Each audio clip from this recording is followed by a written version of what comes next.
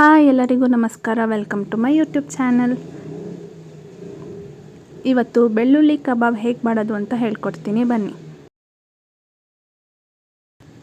ಇದಕ್ಕೆ ಫಸ್ಟು ನಾನು ಒಂದು ಮಿಕ್ಸಿ ತಗೊಂಡು 4 ಜಜ್ಜಿರೋ ಬೆಳ್ಳುಳ್ಳಿ, ಸ್ವಲ್ಪ ಶುಂಠಿ,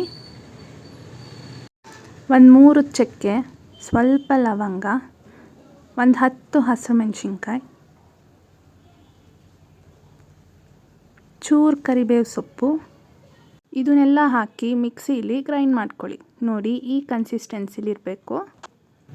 ಈಗ ಒಂದು ಬೌಲಲ್ಲಿ 3 ಸ್ಪೂನ್ ಜೋಳದ ಹಿಟ್ಟು, 1 ಸ್ಪೂನ್ ಮೈದಾ, 1 ಸ್ಪೂನ್ ಅಕ್ಕಿ ಹಿಟ್ಟು, 1 ಸ್ಪೂನ್ ಕಡಲೆ ಹಿಟ್ಟು, ಒಂದು ಸ್ವಲ್ಪ ಅರಿಶಿನ,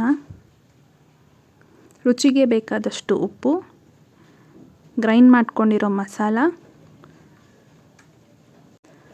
ಒಂದು 3 ಟೇಬಲ್ ಸ್ಪೂನ್ ಮೊಸರು ಹಾಕಿ ಒಂದು ಮೊಟ್ಟೆ ಆ್ಯಡ್ ಮಾಡ್ತಾಯಿದ್ದೀನಿ.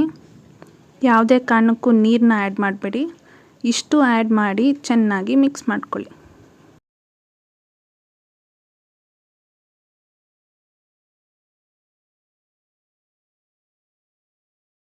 ಇದು ಮಿಕ್ಸ್ ಆದಮೇಲೆ ಇದಕ್ಕೆ ಚೂರು ಕಸ್ತೂರಿ ಮೇಥಿನ ಆ್ಯಡ್ ಮಾಡ್ತಾಯಿದ್ದೀನಿ. ಕಸ್ತೂರಿ ಮೇಥಿನ ಹಾಕಿ ಚೆನ್ನಾಗಿ ಮಿಕ್ಸ್ ಮಾಡ್ಕೊಳ್ಳಿ.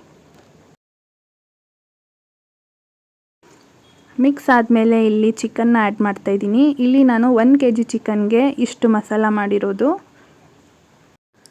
ಚಿಕನ್ನ ಹಾಕಿ ಅದಕ್ಕೆ ಮಸಾಲ ಹಿಡಿಯೋವರೆಗೂ ಚೆನ್ನಾಗಿ ಮಿಕ್ಸ್ ಮಾಡ್ಕೊಳ್ಳಿ.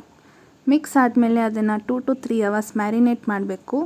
ಮ್ಯಾರಿನೇಟ್ ಮಾಡಿದಷ್ಟು ಟೇಸ್ಟ್ ಚೆನ್ನಾಗಿರುತ್ತೆ.